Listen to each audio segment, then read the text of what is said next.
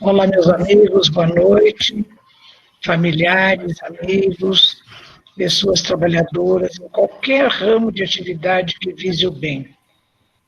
Meus votos de paz, que a gente possa hoje ter um clima muito favorável, porque nós vamos falar de Jesus, não é? Falar de Jesus é assim, quase um atrevimento, não é?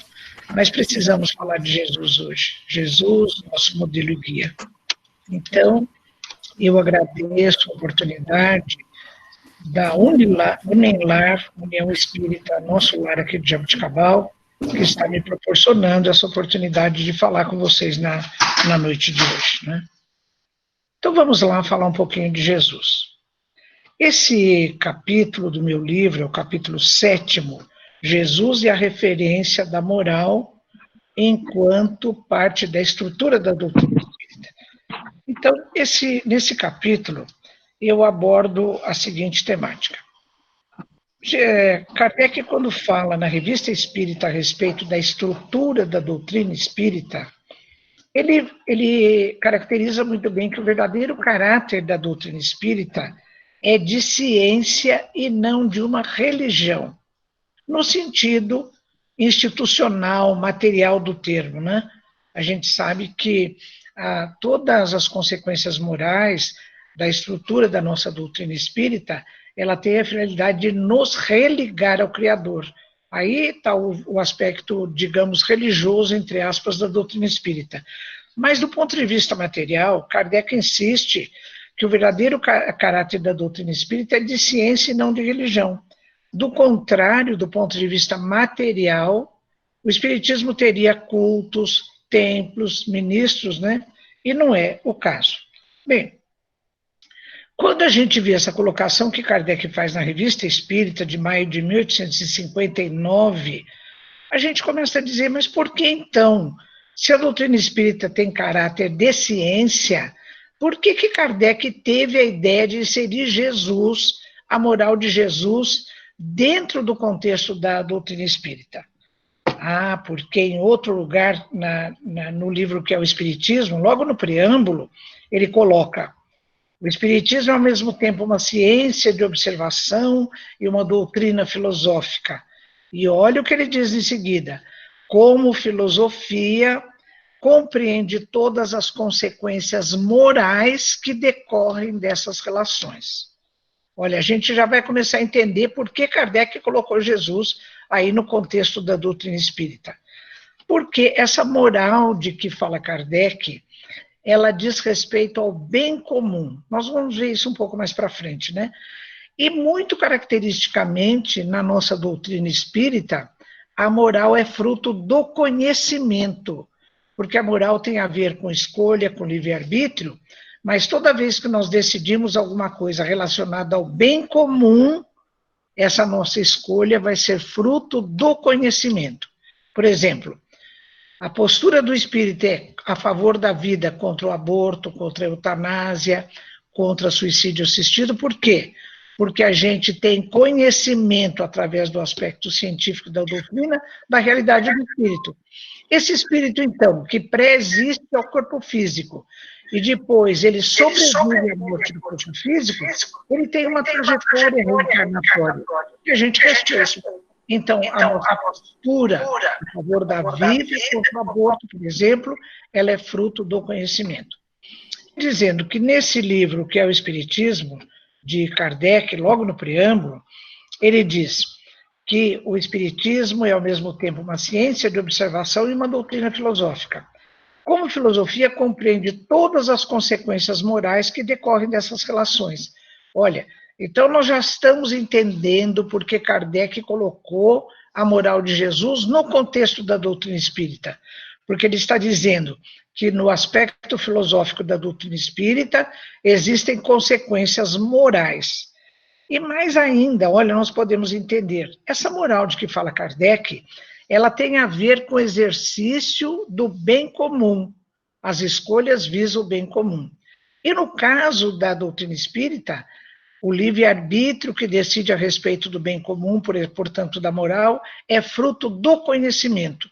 Esse conhecimento trazido pelo aspecto científico da doutrina espírita. Não é? Então, por exemplo, se dentro do contexto da doutrina espírita, nós espíritas somos a favor da vida, contra o aborto, contra a eutanásia, contra o suicídio assistido, é porque nós conhecemos a realidade do espírito, que foi trazida a nós através de pesquisa científica efetuada por Kardec, né?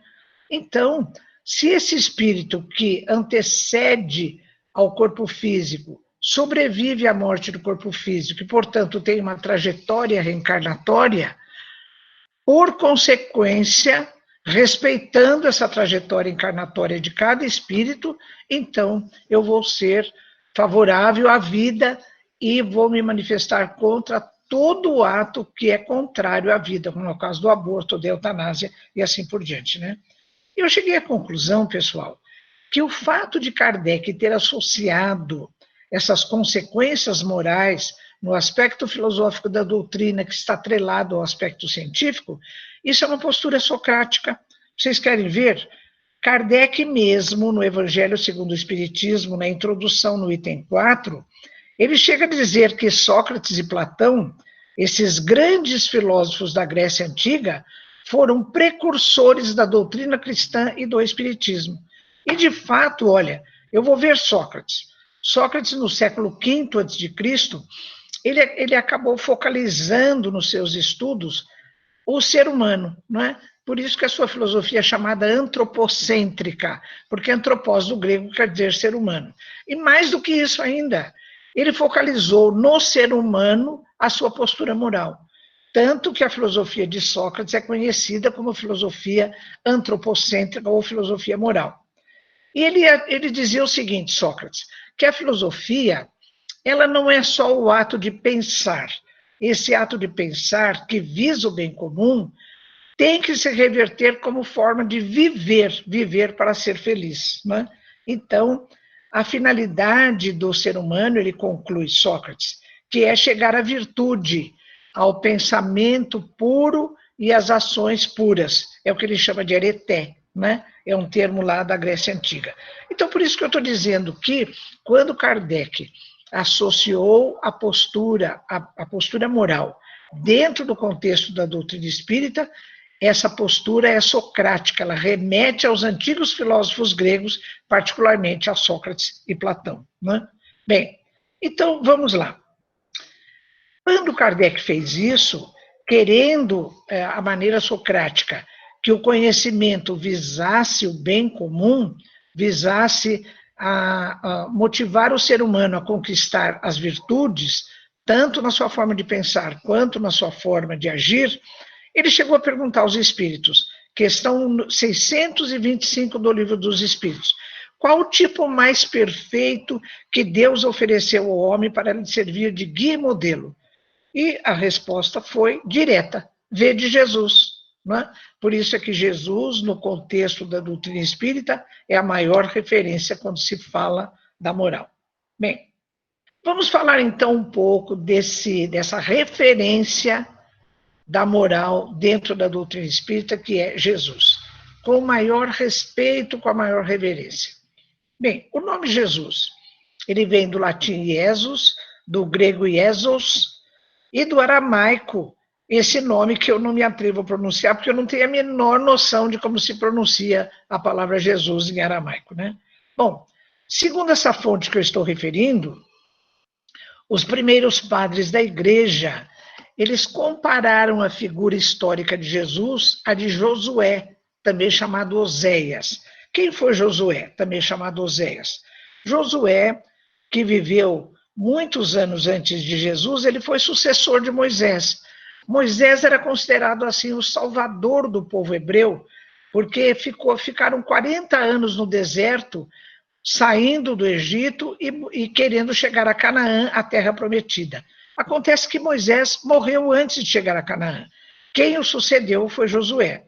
Guiar o povo de Israel na travessia do Rio Jordão e na conquista de Canaã, a terra prometida.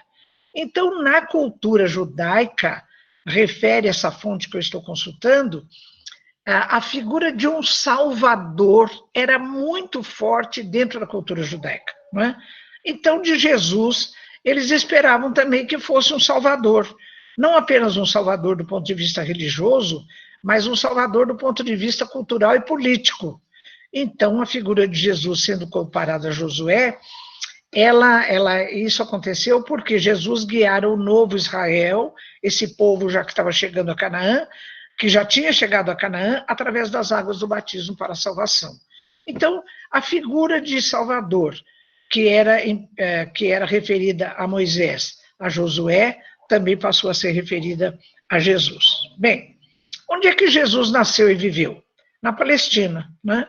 Então, a Palestina, essa terra que eu estou mostrando para vocês aí, que beira o mar Mediterrâneo, ela tem várias regiões. Bem lá no norte, a Galileia, né? Então, aqui o Mar da Galileia, aquele lago grande que é chamado Mar da Galileia. Mais para baixo, a Samaria, que era uma região que era vítima de preconceito dos demais judeus, a Judéia, a Idumeia. E aqui, por aqui, a gente vê ainda o Rio Jordão, né, que desemboca no Mar Morto. Eu referi aqui algumas cidades, olha, Jerusalém, Betânia e Belém. Jesus teria nascido em Belém. Então, essa é a terra de Jesus. A Palestina, na época de Jesus, ela tinha uma característica histórica muito, muito importante. Ela estava sob o jugo do Império Romano.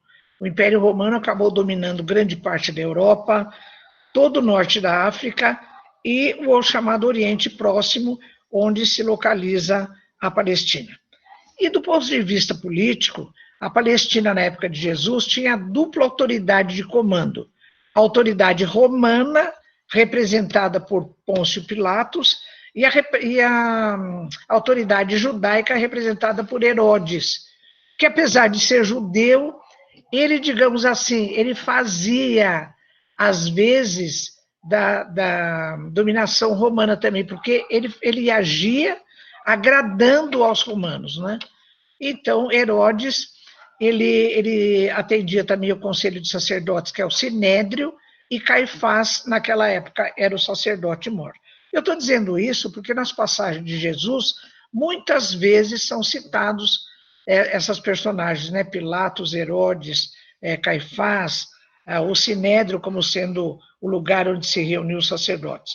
Então, os judeus naquela época, como herança cultural, eles esperavam um Salvador, um Messias, que viesse libertá-los, não apenas do ponto de vista de uma salvação espiritual, mas também de uma salvação para tirá-los da dominação romana, não é? Então, Jesus, como Salvador, ele teria um duplo papel. Ele seria um Salvador político e seria um Salvador também do ponto de vista espiritual. Mas Jesus sempre deixou claro que ele não tinha essa missão. Certa vez, alguns judeus chegaram a Jesus e perguntaram a ele qual era a sua opinião a respeito dos altos tributos que os judeus tinham que pagar ao Império Romano.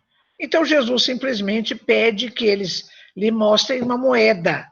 Então, eles mostram essa moeda e ele pergunta de quem é o rosto que está inserido aí na moeda. E eles dizem, é de César, Senhor. Então, Jesus diz, então, dai a César o que é de César, né?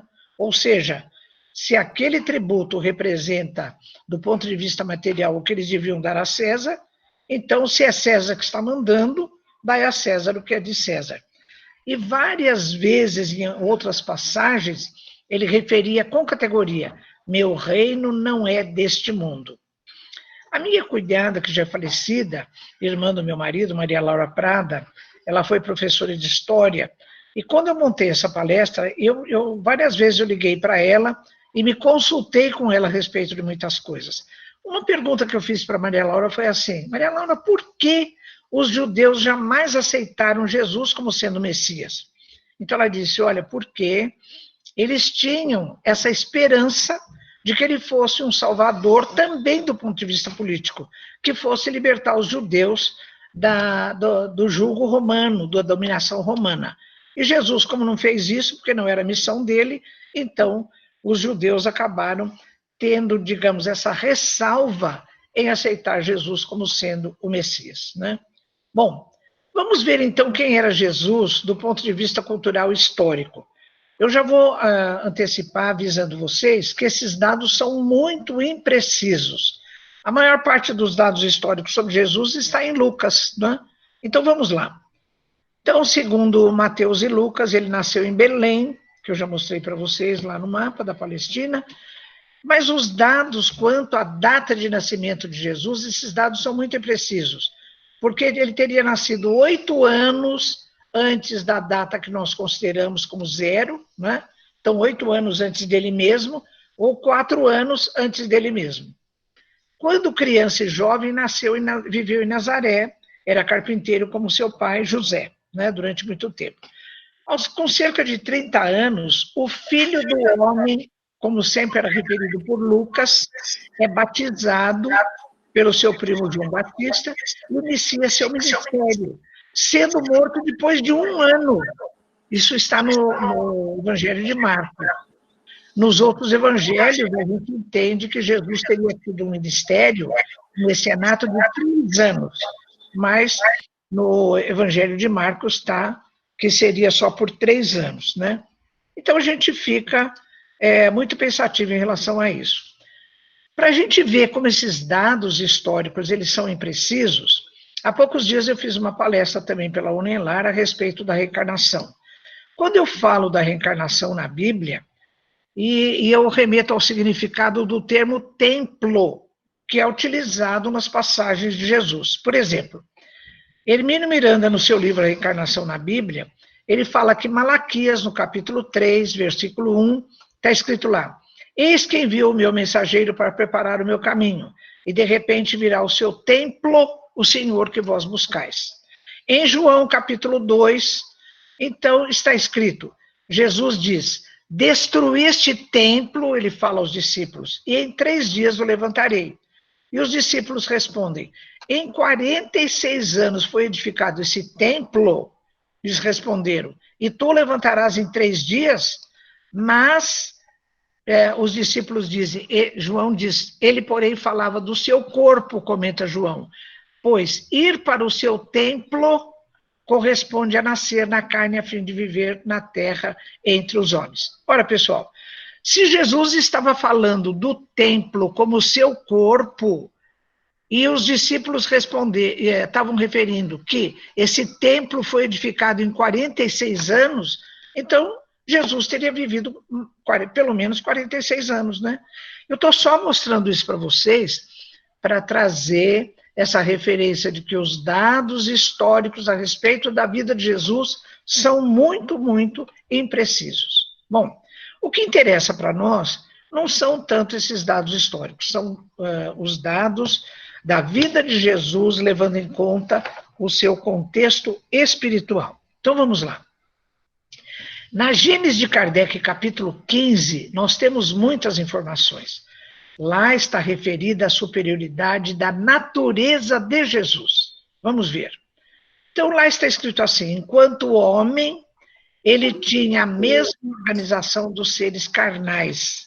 Então a doutrina espírita rejeita a tese do chamado corpo impassível, ou corpo fluídico, porque, segundo algumas teorias, Jesus não teria encarnado como ser humano através de uma reencarnação no corpo de Maria, mas ele teria sempre se apresentado através do seu perispírito, não é?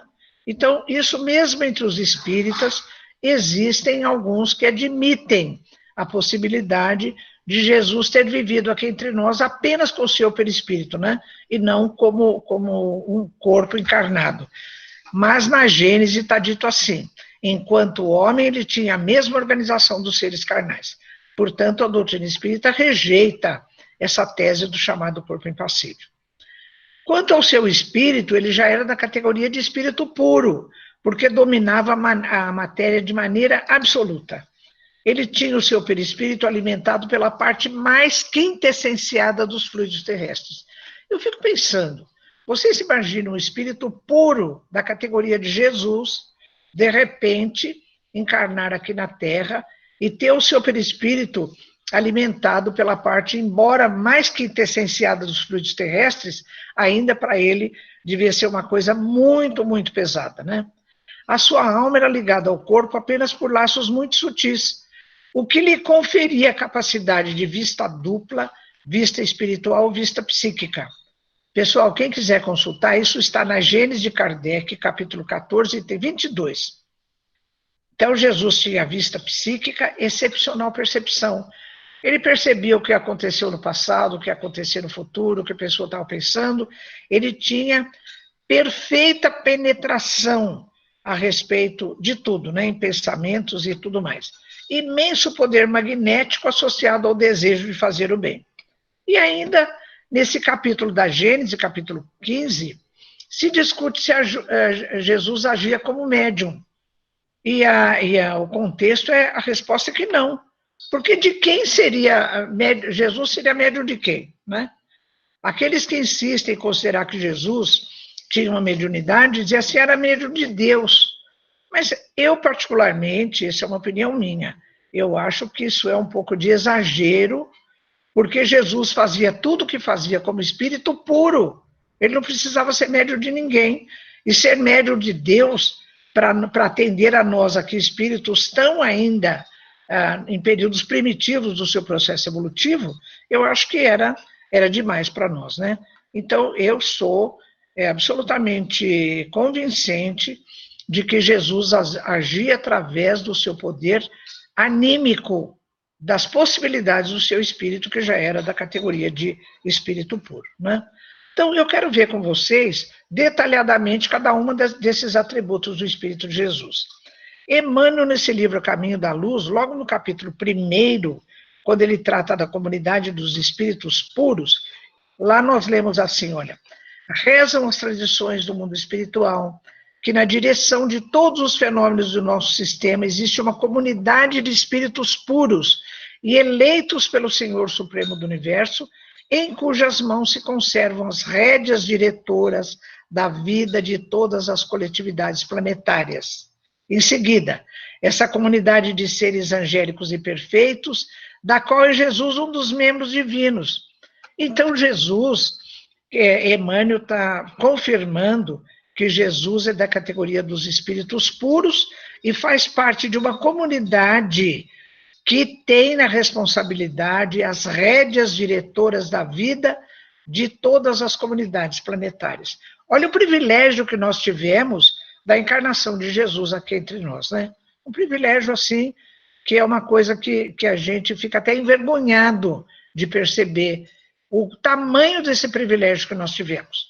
Vamos ver, então, alguma coisa, alguns acontecimentos, isso está narrado na Gênese de Kardec, capítulo 15, que demonstra a vista dupla de Jesus nesses acontecimentos. Então, vamos lá.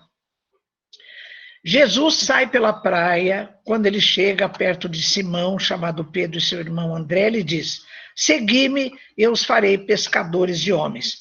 Logo eles deixaram suas redes e o seguiram. A mesma coisa acontece quando ele encontra Tiago e seu irmão João, e os chama. Eles também abandonam suas redes e seguem Jesus. O mesmo acontece com Mateus. Então, por que Jesus, exatamente, ele foi nesses indivíduos, Pedro e André, Tiago e João, Mateus, ele os chamou, imediatamente eles deixaram o que estavam fazendo e seguiram Jesus. Jesus sabia, ele sabia que esses indivíduos já tinham compromisso com ele para segui-los em seu messianato, né? Então, Jesus foi direto a essas criaturas porque ele sabia, através da sua capacidade de vista dupla. Outra coisa ainda que está na Gênese, capítulo 15, né? Que revela a capacidade de dupla vista de Jesus. Foi aquela passagem da sua entrada em Jerusalém. Jesus vai chegando com seus discípulos perto de Jerusalém.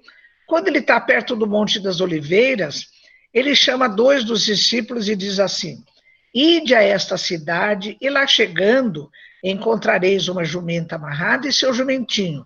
Desamarrai-a e trazei-mos.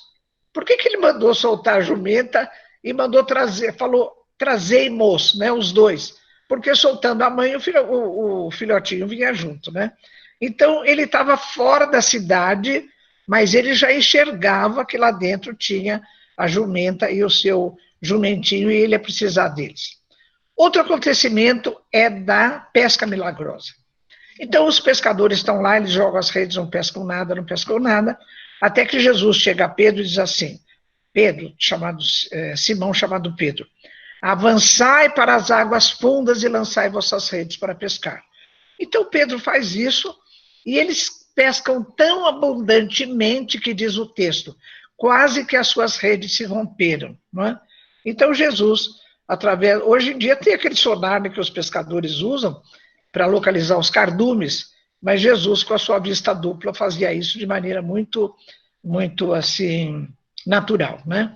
Ainda na Gênesis de Kardec, capítulo 15, além da vocação de Pedro, André, Tiago, João e Mateus, que foram os pescadores de almas, além da entrada em Jerusalém, onde ele manda soltar a jumentinha, além da pesca milagrosa, também tem aquela passagem da traição de Judas, né? Que Jesus, reunido com os apóstolos, ele diz, aquele que deve me trair está perto. E ainda tem outra passagem, que é a negação de Pedro, quando ele diz, antes de o galo cantar, Pedro, me negarás 3 vezes. Então Jesus, através da sua vista dupla, ele tinha total penetração nos acontecimentos do passado, nos acontecimentos do presente e nos acontecimentos do futuro. Olha, vamos associar agora a evidência da dupla vista de Jesus à sua capacidade de magnetismo. São aquelas passagens da chamada volta dos mortos, né? Eu pus entre aspas porque a gente sabe que não estavam mortos. Eles estavam em estado de catalepsia ou de letargia, que hoje, assim, a gente pode comparar com um estado de coma profundo, mais ou menos, né? Então, uma dessas passagens é da filha de Jairo. Jairo é um alto elemento lá do Sinédrio, e ele está com a filha dele de 12 anos, muito doente, ele fica desesperado, ele sai atrás de Jesus. Quando ele encontra Jesus, vêm os seus trabalhadores dizendo, não precisa mais, Jairo, porque ela já está morta, Mas Jesus continua andando com Jairo, chega a casa, as pessoas já estão desesperadas, chorando, e Jesus diz, não é preciso isso, porque essa menina não está morta, ela está apenas adormecida. E ele chega, pega na mão da menina e diz, Talita cumi, que quer dizer na nossa linguagem, levanta e anda, desperta.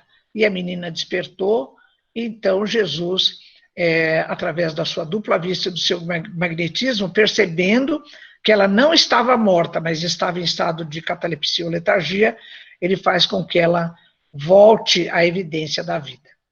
Outra passagem é a da viúva de Naim. Quando eu comecei a ler esse trecho, eu fiquei surpresa, porque eu achava que Naim era o marido da viúva, né? Porque a expressão é bem sugestiva, a viúva de Naim, mas não, Naim é uma cidade. Quando Jesus está chegando nessa cidade, ele vê passar um cortejo que acompanhando um féretro para enterrar um moço que eles consideravam que estava morto. A mãe chorava muito, Jesus ficou muito apiedado dela. Jesus chega, eles param o cortejo, Jesus chega então e diz ao moço, levanta-te e eu te ordeno. O moço levantou, ergueu, sentou-se e Jesus o entregou à sua mãe. Não é? Então é mais uma passagem de Jesus que mostra o seu poder de dupla vista associado ao seu magnetismo. Mas nesse capítulo da chamada Volta aos Mortos, a passagem mais emblemática é de Lázaro, né? Então, Marta vem chorando, dizendo a Jesus que o seu irmão, ele é irmão de Marta e Maria, o seu irmão já estava morto há 4 dias e que já até cheirava mal. Mas a gente tem que entender que naquele tempo eles não faziam o sepultamento como nós fazemos hoje, né? De colocar a pessoa sob a terra. Eles colocavam a pessoa numa gruta e tinha uma tampa, uma outra pedra grande que fechava a entrada da gruta. Então, Jesus chega, pede para eles removerem essa pedra que fecha a gruta e de lá de fora ele diz, Lázaro, vem para fora, venha para fora. E Lázaro se levanta e sai. E Lázaro cheirava mal mesmo, porque vocês imaginam, segundo me consta, Lázaro era leproso ele ficava todo enrolado naquelas faixas, naqueles panos. Vocês imaginam, com aquele calor da região, e ele ficando num ambiente fechado durante 4 dias, né? Mas o fato é que Jesus, ele volta à evidência da vida através do magnetismo e da vista dupla de Jesus. Eu também quero trazer para vocês alguns acontecimentos que mostram a evidência do grande magnetismo de Jesus associado à sua autoridade moral. Olha, são casos muito bonitos. É aquele grupo de passagens relacionadas a possessos ou obsidiados. Também está na Gênese de Kardec, capítulo 15. Por exemplo, o possesso de Cafarnaum. Jesus vai à sinagoga e tem lá um indivíduo que começa a agredir Jesus oralmente e também quer agredi-lo até fisicamente, né? Então, Jesus percebe que ele está possuído, entre aspas, por um espírito necessitado, e Jesus chega e ordena ao espírito: cala-te e sai desse homem. Então, com a autoridade moral de Jesus, não aconteceu nada mais, nada menos do que o espírito tenha abandonado a sua conexão vibratória com essa criatura, né? Porque a gente entende hoje, pelo conhecimento do processo obsessivo, que o espírito não entra nem sai do corpo do obsediado, né? Mas ele está em sintonia vibratória. Quando Jesus usa essa expressão, cala-te, sai desse homem, é uma expressão muito forte, mas que era para que se entendesse no contexto da época, né? Hoje a gente sabe que esse sai quer dizer retira a tua sintonia vibratória com essa criatura, né? Outra passagem que revela magnetismo e autoridade de Jesus, a autoridade moral de Jesus, é daquele mudo possesso do demônio. Então, esse moço, ele tem uma dominação obsessiva tão forte que os espíritos às vezes o jogam na água, outras vezes no fogo, conforme relata seu pai. E o pai chega e pede aos discípulos que possam curar o seu filho. Os discípulos não conseguem curar. Quando o pai vai a Jesus e relata que ele tinha pedido aos discípulos, mas eles não conseguiram, Jesus diz aos discípulos: ó, gente incrédula, né? Então, aquela passagem que ele diz: se tivesses a fé do tamanho de um grão de mostarda, poderias fazer o que eu faço muito mais. Então, ele pergunta ao pai se o pai gostaria que o filho fosse liberto. O pai, chorando, diz: claro, mestre, eu quero que meu filho seja liberto. Então, Jesus chega perto do moço e diz ao espírito: espírito surdo e imundo, sai do menino, eu te ordeno e não entres mais aí. Então, depois de uma grande cena de convulsão, o espírito acaba desligando a sua sintonia desse moço e ele fica liberto desse processo obsessivo, né? Bom, então, pessoal, de tudo isso que a gente viu, dos atributos da superioridade do Espírito de Jesus, de tudo que Jesus fez com a sua dupla vista, com o seu magnetismo, com a sua autoridade moral, que imagem nós devemos ter de Jesus hoje, né? Porque nós vemos em várias correntes, com todo respeito, várias interpretações a respeito da figura de Jesus. Uma delas, por exemplo, a figura do Salvador. Essa imagem de Jesus na cruz como cordeiro que foi sacrificado para nos salvar, ela representa uma herança daquela nossa postura quando encarnados lá na Palestina, vocês se lembram? Esperando que Jesus fosse a figura de um salvador político que nos libertasse da dominação romana e também de um salvador espiritual, não é? Então, essa é uma atitude para nós, assim, muito confortável, porque quando nós estamos em sofrimento, quando nós estamos vivenciando uma situação difícil, o que a gente quer? Que alguém venha nos salvar daquela situação, não é? Então, essa figura do Salvador na nossa mente, no nosso psiquismo, ela ainda é muito forte, porque nós temos esse resíduo reencarnatório, né? Mas nós temos uma outra chance ainda de encarar a imagem de Jesus.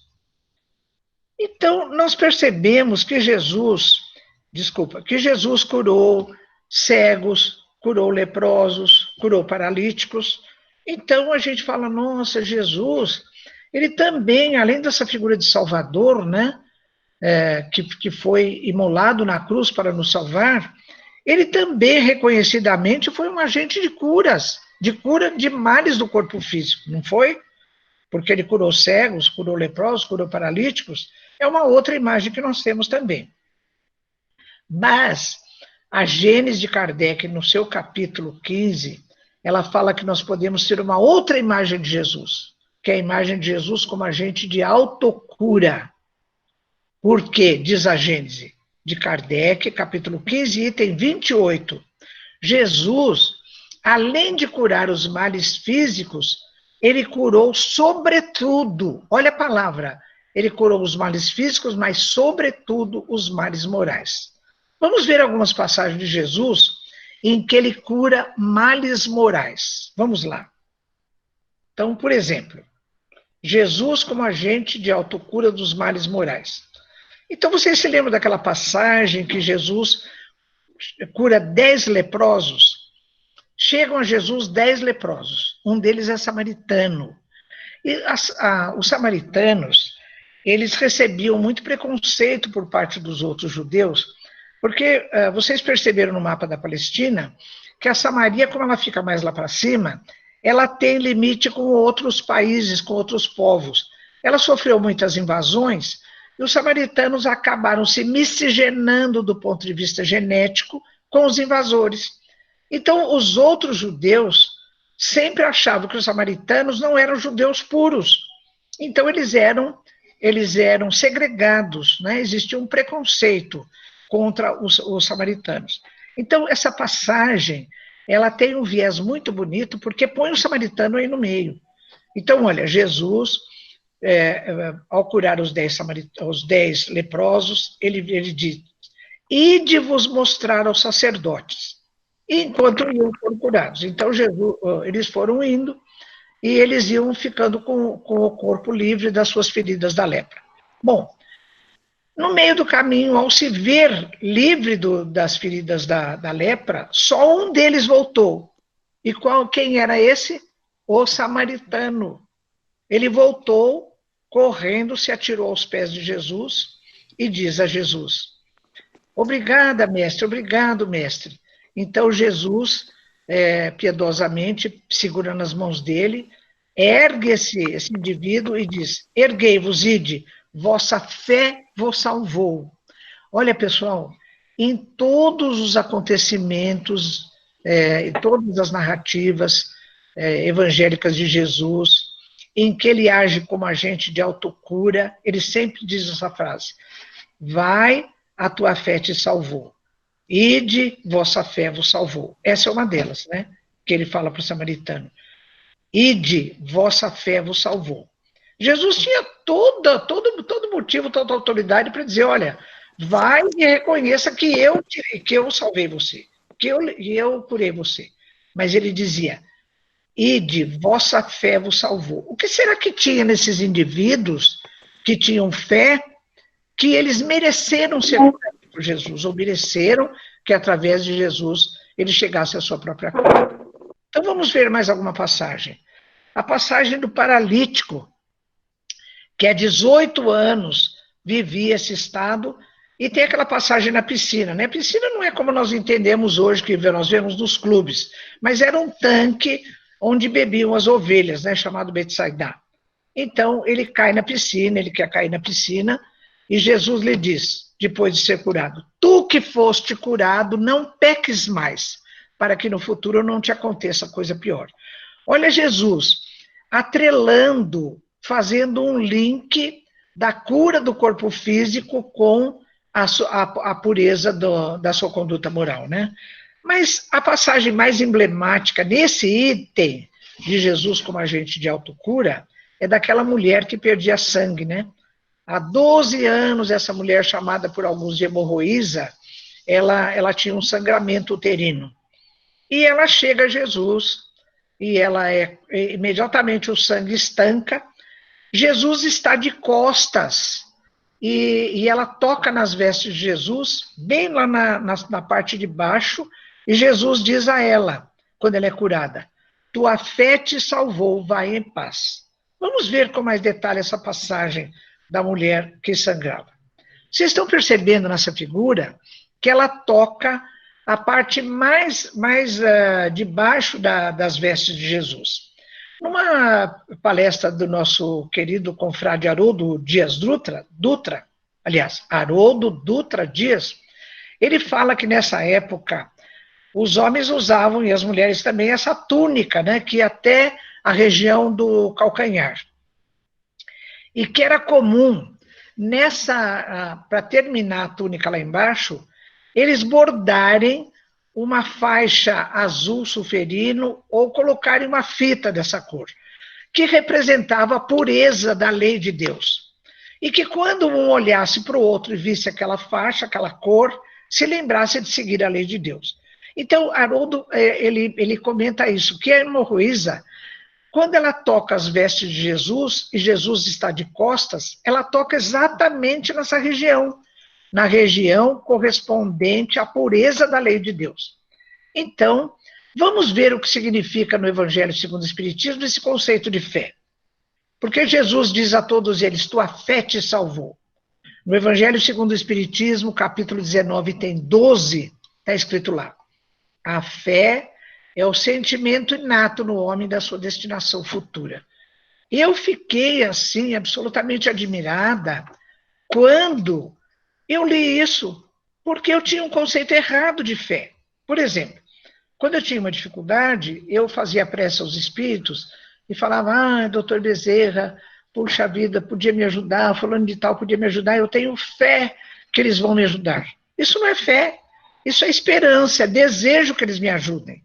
A verdadeira fé é um sentimento inato que Deus colocou no nosso coração, no nosso psiquismo, da nossa destinação futura.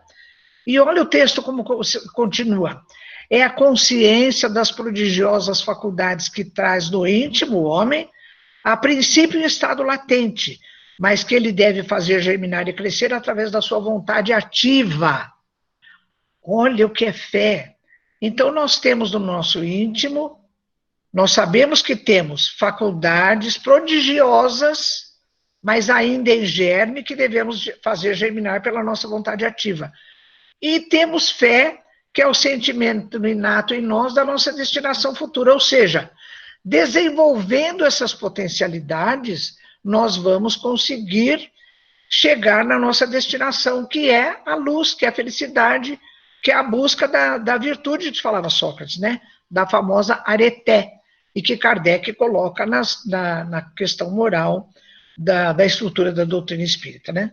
Então, Haroldo Dutra, nessa palestra, ele diz o seguinte, essa mulher, quando ela toca as vestes de Jesus, exatamente naquela região que comumente tinha a cor azul sulferino, significando a pureza da lei de Deus, então ele diz, ela acessou com vontade própria a sua harmonização com a lei, quer dizer, ela já estava harmonizada com a lei, ela queria ser curada, então ela já tinha em si mesmo, como tinha aquele samaritano, que era leproso, ela já tinha a pureza da sua potencialidade, germinada pela sua vontade ativa, portanto, ela merecia chegar a Jesus e receber no contato com Jesus a sua cura, né? Então, isso é muito bonito.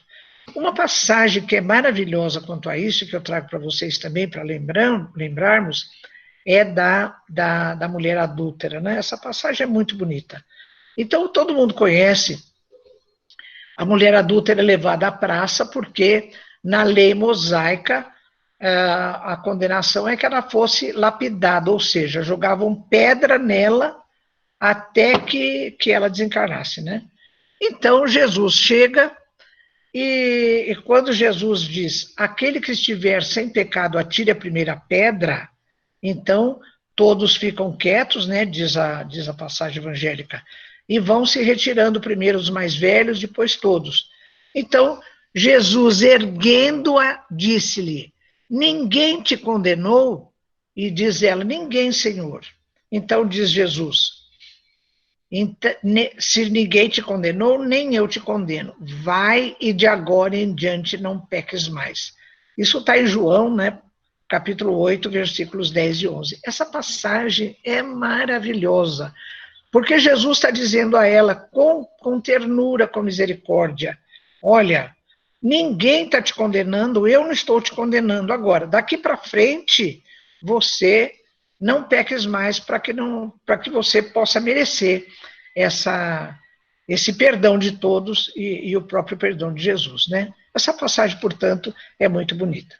Então, pessoal, quando a gente focaliza essas três figuras de Jesus, a qual nós sempre recorremos, né? A figura do Salvador, a do agente de cura do corpo físico e a de agente de cura de males morais, nós estamos cansados de saber que a nossa conduta deve ser a de reconhecer Jesus como pedagogo, nos ensinando que, curando os nossos males morais, nós vamos buscar a nossa verdadeira destinação, correspondente à nossa fé, com o sentimento inato de que nós vamos tender à felicidade e, portanto, a areté de que falava Sócrates, né? Então, a cura dos males físicos pela cura dos males morais, eu já estou no trecho final aqui dessa palestra, eu vou lembrar que Emmanuel, ele sempre definiu saúde como sendo perfeita harmonia da alma. Olha que coisa bonita, né? Ele está, então, referindo Jesus como curador dos males morais. Bem, hoje em dia, nós temos muito conhecimento de que o que Jesus falava tem confirmação no meio científico, tem confirmação em toda a série de André Luiz. Por exemplo, olha, no livro de André Luiz, Evolução em Dois Mundos, no capítulo 7, está escrito lá: o homem pode, através dos bióforos ou unidades de força psicossomática que atuam no citoplasma do corpo físico, projetar sobre as células e, consequentemente, sobre o corpo, os estados da mente. Hoje nós sabemos que tanto os pensamentos positivos quanto os negativos influem na nossa mente, né? Tem muito trabalho científico hoje mostrando isso. Por exemplo, eu recomendo esse livro da doutora Candice Pert, Moléculas da Emoção, assim como recomendo esse livro A Biologia da Crença, do Dr. Bruce Lipton, que fala exatamente disso. Como os nossos pensamentos e sentimentos influenciam as nossas células, causando os estados de saúde ou de doença no nosso corpo físico. O Dr. Harold Kennedy, que é católico, morador nos Estados Unidos, ele foi paciente durante 2 anos de uma enfermidade e ele mudou totalmente o seu comportamento. A doutora Marlene Nobre ficou conhecendo o trabalho dele, convidou ele para vir aqui nos congressos da Associação Médica Espírita do Brasil, ele veio, ele publicou livro através da Associação Médica Espírita do Brasil, um deles foi esse, olha, Espiritualidade no Cuidado com o Paciente. Ele é diretor do Centro de Estudos de Religião, Espiritualidade e Saúde, lá na Duke University, na Carolina do Norte, nos Estados Unidos, né? Então, ele fala explicitamente como a nossa conduta moral interfere nos estados de saúde e de doença do nosso corpo físico. Então, isso que Jesus recomendava, exercício da compaixão, da misericórdia, do amor ao próximo, é que hoje, nesse modelo de ciência e espiritualidade, muitas pesquisas, muitos trabalhos estão mostrando que tudo isso, olha, o exercício da compaixão, da misericórdia, do amor ao próximo, resulta em menos diabetes, menos incidência de câncer, maior controle de pressão arterial, melhor qualidade de vida, mais autoestima, não é? Então, hoje, tudo que Jesus dizia como pedagogo do ensino moral está sendo confirmado pelos trabalhos científicos e pelas investigações da própria ciência, né? Então, tudo isso que aquilo Jesus disse, olha, bem-aventurados os pobres de espíritos, que têm puro coração, os mansos, pacíficos, misericordiosos, amar ao próximo como a vós mesmos, fazei aos outros o que desejariam que os outros vos fizessem, amar os vossos inimigos, perdoar as ofensas, fazei o bem sem ostentação, julgai-vos a vós mesmos antes de julgar os outros, nada mais são essas recomendações de Jesus do que pílulas para a nossa perfeita saúde da alma, né? Então, a questão moral a que se referia Jesus, enquanto ciência, enquanto filosofia, e desembocando, portanto, na questão moral, eu